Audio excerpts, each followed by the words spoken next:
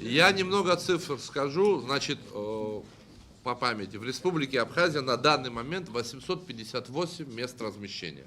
858. В городе Сочи 2613. В Республике Абхазия на данный момент,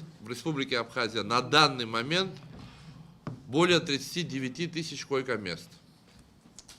В Большом Сочи подсчитано, не считая частного сектора, 186 тысяч. Страха в смысле застройки быть не может. Во-первых, у нас территории больше.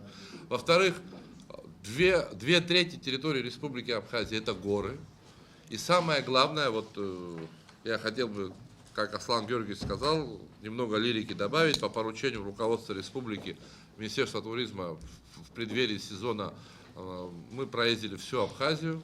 Мы можем с уверенностью сказать, что Гальский район, Ткварчальский район и отчасти Ачамчишский район ждать еще 30 лет не может.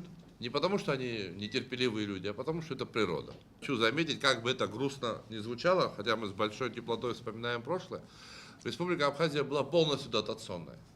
Вообще в Советском Союзе было только две республики, которые сами себя обеспечивали. Это сама Россия и Беларусь. Разговор идет и обсуждается подготовки к переписи населения.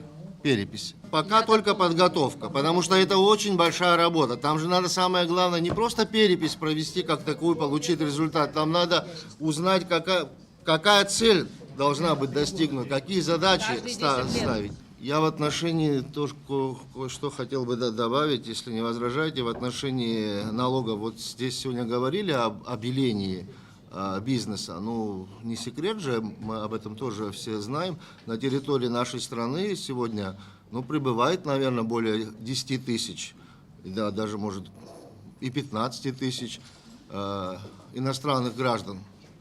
Да, ну, там, будем говорить, преимущественно там представители Средней Азии. Но они с какой целью здесь находятся? С целью получить экономическую выгоду, заработать. Они же где-то размещаются, они же где-то живут. Значит, они уплачивают средства за аренду помещений. Но мы же это не видим, это же не регистрируется в большей части. Да? Ну вот инициатива, в том числе, обелить это, ну, наверное, она с точки зрения экономики уж точно обоснованная.